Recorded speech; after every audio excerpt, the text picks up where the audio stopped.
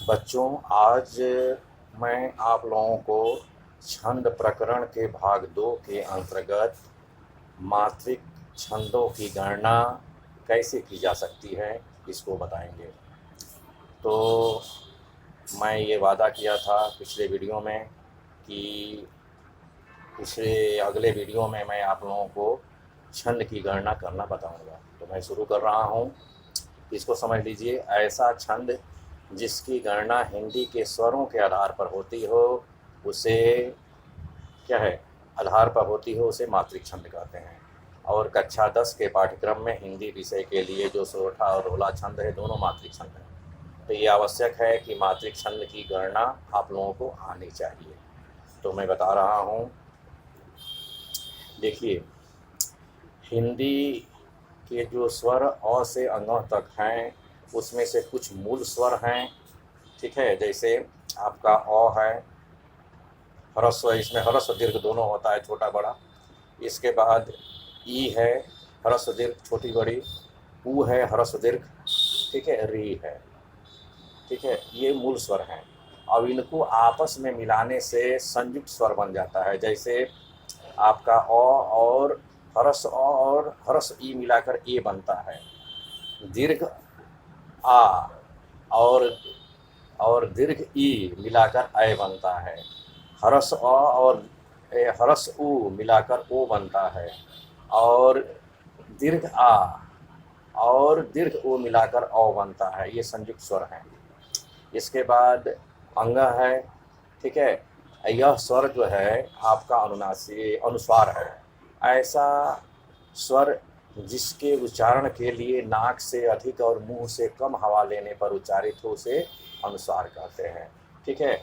इसके अलावा यह जो है व्यंजन में अपने वर्ग का 5वां अक्षर होता है, ठीक है। जैसे क का 5वां, च का, ट का, त का, प का 5वां अक्षर, ठीक है।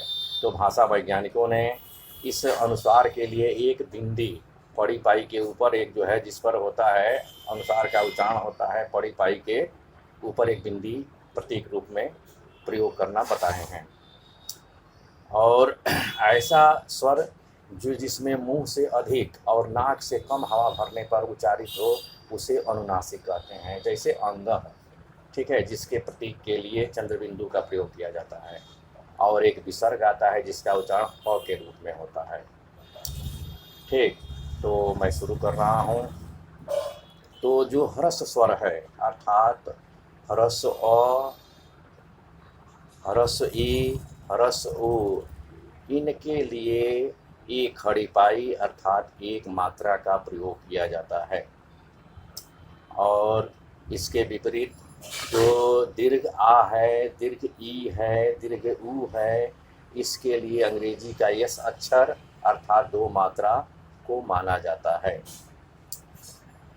इसके बाद जो संयुक्त स्वर हैं, जैसे मैं बताया हूँ ए, ऐ, ओ, औ, इनके लिए जो है अंग्रेजी का यस अक्षर अर्थात 2 मात्रा को माना जाता है। इसके अलावा जो अनुस्वार हैं, ठीक है, जिसके प्रतीक के लिए एक बिंदी, जैसे संसार में सन, ठीक है, उसमें एक बिंदी होता है।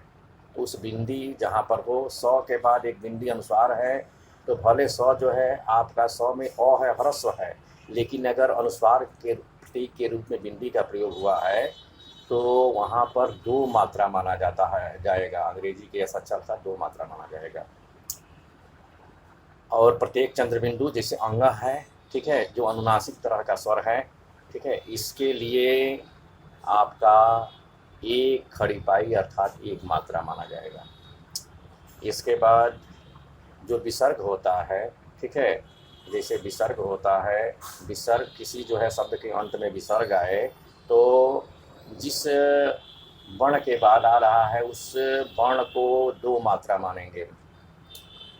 और चंद्रबिंदु के लिए आपका 1 मात्रा। इसके बाद किसी वर्ण के वर्ण पर जो है हलंत लगा हो, जैसे उसमें स्वर का जो है को अलग कर दिया गया हो, हलंत हो, वहाँ पर जो है 1 मात्रा माना जाता है। और जो संयुक्त अक्षर हैं, जैसे टक्कर में ट, कंकड़ में क, ठीक है, ये जो होते हैं तो इनके लिए 1 मात्रा माना जाता है। इसके बाद किसी वर्ण का उच्चारण अगर दीर्घ रूप में हो, ठीक है, हुआ हो, किंतु उच्चारण दीर्घ रूप में प्रयोग हुआ है लेकिन उच्चारण अगर लघु रूप में हो रहा हो तो उसके लिए एक मात्रा। किंतु आगे है, कोई वर्ण अगर ह्रस्व रूप में प्रयोग हुआ हो लेकिन सुविधा के लिए उसका उच्चारण जो है दीर्घ रूप में हो रहा है तो दो मात्रा मानेंगे। ठीक है, यहीं पर ये वीडियो समाप्त होता है। नेक्स्ट वीडियो में मैं पुनः आप लोगों से मिलूँगा। धन्यवाद।